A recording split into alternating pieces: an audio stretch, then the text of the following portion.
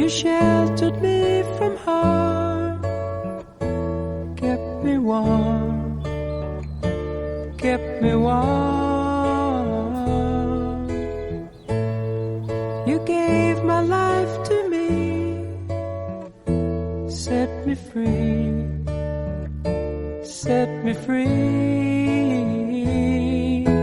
The finest years I ever knew. आमच्या घराच्या समोर हा एक मिल्लावाल आउटर डॉक नावाचा एक बे आहे आणि इथे बऱ्याच दिवसांनी मी बघत होतो की ह्या बोटी पार्क केलेल्या आहेत. ह्या बोटींचं इथे पार्क करण्यामागे पर्पज काय कळत नव्हतं. आणि ह्या स्टेशनरी आहेत, कुठे हलत नाहीत, काही नाहीत. प्रत्येक बोटीला ॲक्सेस करण्यासाठी असे छोटे मोठे ब्रिज केलेले आहेत आणि बऱ्याच वेळा तिथे माणसं येतात, काही दिवस राहतात, जातात. कळत नव्हतं एक्झॅक्टली की कशासाठी हे पार्क केलेलं आहे, पर्पज काय. तर नंतर मग एकदा ते एक हाऊस ओनर, बोट ओनर मॅडम मला इथे दिसल्या. मी त्यांची चौकशी केली तर त्या स्थानिक नव्हत्या, अर्जेंटिनामधून आलेल्या होत्या आणि मग ते कदाचित काम पण करत असेल तिथे त्या बोटीमध्ये. आणि ह्या बहुतेक बोटी या इथल्या श्रीमंतांच्याच असणार. एक्झॅक्टली मला पत्ता नाही, ठाऊक नाही म्हणजे कोणाच्या आहेत त्या. तर मग त्या बाईंनी मला जरा थोडी माहिती दिली. मी म्हटलं की ह्या अशा टेम्पररी पार्किंग आहे का काय. तर ती म्हटली की नाही, हे टेम्पररी पार्किंग नाही, इथे ॲक्च्युली आम्ही राहतो, या बोटींमध्ये आम्ही राहतो. आणि काही बोटींमध्ये काही जण विकेंडला येऊन राहतात लेजर म्हणून, पण काही बोटी या परमनंट राहण्यासाठी आहेत, घरांना पर्याय म्हणून. तर मला अशा म्हटलं की अशा ह्या अडचणीच्या ठिकाणी राहायचं आणि मग याला ड्रेनेज, पाणी, सुद्धा या सगळ्या कशा काय दिल्या जातात. तर त्या बाईंनी मला सांगितलं की ह्या बोटींना ड्रेनेजची आणि पाण्याची सुविधा आहे. ड्रेनेज टाक्यांमध्ये जमा करून मग ते रिप्लेस केलं जातं, टाक्या रिप्लेस केल्या जातात. आणि फ्रेश वॉटरची सुविधा आहे, होस्टमना ते पुरवलं जातं. आणि पार्किंगसाठी त्यांना फी द्यायला लागते याची. इथे मूर करणं म्हणतात त्याला, या बोटी मूर करण्याची एक फी द्यायला लागते. आणि ती इथले एक असोसिएशन आहे, डॉक असोसिएशन, त्यांच्याकडे ती फी द्यावी लागते, त्यांच्याकडे बुकिंग करावं लागतं. ओरिजिनल इंटेन्शन असं होतं की ह्या भागामध्ये लेजरसाठी ह्या बोटींना यायला परमिशन होती, काही शॉर्ट वेळेसाठी किंवा 2-3 महिन्यासाठी पार्क करू शकत होते. परंतु आता याचा फायदा घेऊन ह्या लोकांनी काय केलं की ते कायद्याला थोडीशी बगल देऊन लाँग टर्म करून टाकलेलं आहे. म्हणजे जवळजवळ इथे काही जण परमनंट राहायला लागले. याचं कारण असं की हा फायनान्शियल हब अतिशय महाग आहे. म्हणजे इथला रिअल इस्टेट अतिशय महाग आहे, इथली भाडी रेंट्स महाग आहेत, ओनरशिप महाग आहे, विकत घ्यायचं गेलं तर प्रचंड महाग आहे. मग त्याला अशा छोट्या बोटी आणून पार करायचं आणि इथेच राहायचं, हा एक स्वस्त पर्याय हे एक असू शकेल. एक्झॅक्टली मला माहीत नाही, पण ज्या पद्धतीने ह्या बोटी इथे आहेत आणि लोक येतात आणि राहतात त्याच्यावर साधारण मला असा अंदाज आहे की हे पर्याय म्हणूनच इथे राहत असावेत. आणि इथे लेजरसाठी असं म्हणावं तर काही नाही. त्या बाईंनी तर मला सांगितलं की मला समुद्रावरतीच राहायला आवडतं, आम्ही सी फेअरिंग आहोत, आम्हाला जमिनीवर राहण्याच्या समुद्रात राहणं परवडतं, जास्त आवडतं. तर आता तिच्या शब्दावरती मी विश्वास ठेवतो. आणि त्यामुळे अशी करायची असेल नाही की जे आयुष्यभर समुद्रावरती राहतात त्याला जमिनीवरती राहणं कठीण जात असेल.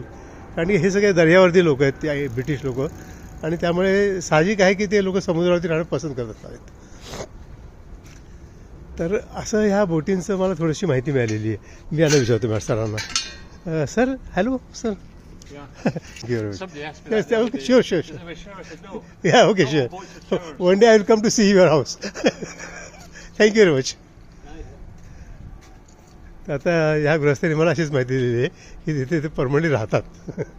कारण की अशा प्रकारचं जगणं किंवा राहणं असं पसंत करणारे लोक आहेत हे तरी कळलं ना आता आपल्याला.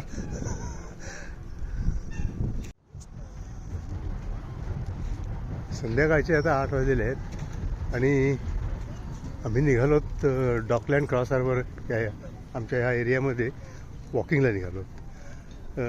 8 वाजले तरी अजिबात काळोख नाही आहे आणि संधी प्रकाश छान संध्याकाळी कुठे, म्हणजे आपल्याकडे 5ला जे वातावरण असतं ते इथे आता 8 वाजता आहे. त्यामुळे सुंदर वाटतं, हवेदार छान आहे, हवा छान आहे, ढगाळ आहे परंतु पाऊस तरी नाही आहे आणि आल्हाददायक वातावरण आहे, थंडी पण तेवढी नाही आहे. मग आता मी म्हटलं फिरत फिरत जाऊया. नवीन नवीन रस्ते, नवीन नवीन गल्ली बोळं शोधायची आणि फिरायचा मनसोक्त. हा आमचा उद्योग आहे. फिरता फिरता मग काय काय अशा गोष्टी आहेत. तर हे एक पूर्वी इथे क्रेन होती आणि ह्या इथे क्रेन असण्याचे कारण म्हणजे इथे आसपास सारखं तुम्हाला इथे समोर दिसेल भरपूर क्रेन आहेत, जागोजागी क्रेन दिसतात. तर याचा अर्थच एकेकाळी म्हणजे इथे आता हे एक रेसिडेन्शियल एरिया आहे, इथे एकही बोट येत नाहीत. फक्त ह्या ज्या बोटी पार्क केलेल्या आहेत ह्या बोटी अशा म्हणजे एक लेजर म्हणून पार्किंग आहे, म्हणजे मुरिंग आहे. तर बाकी इथे कमर्शियल बोटी वगैरे कोणी काही येत नाही. आता हा रेसिडेन्शियल एरिया पूर्णपणे. पण एकेकाळी हा फ्लरिशिंग हार्बर होतं. हे आता असं आपल्याला माहिती आहे की इंग्लंडचा संपूर्ण इकॉनॉमी ही समुद्रावरती होती. हे लोक सी फेरर्स, जगभर याचा व्यापार होता. भारताशी, साऊथ अमेरिका, आफ्रिका सर्व देशांशी यांचा व्यापार होता आणि तो सगळा व्यापार ह्या बंदरात व्हायचा. असे अनेक मूर आहेत, ठिकठिकाणी असे धक्के आहेत आणि त्या तिथे बोटी उभ्या राहायच्या. आणि आता हा पूर्ण रेसिडेन्शियल एरिया झालेला आहे.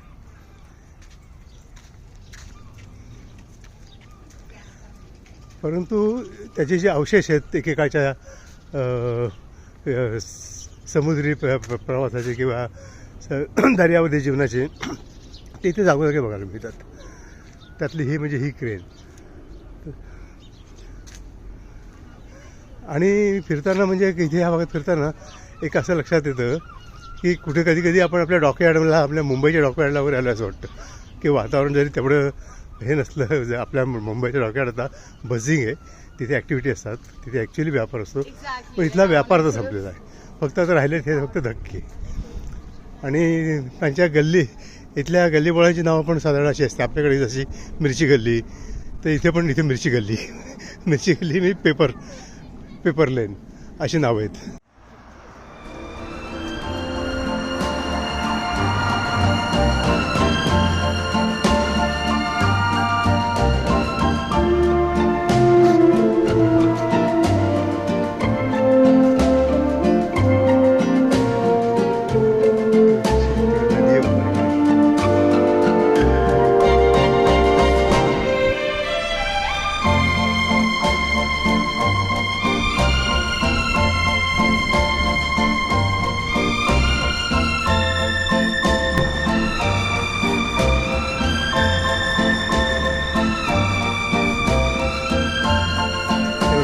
शिप, ते समुद्री व्यापाराचे सगळे कोण इथे आहेत.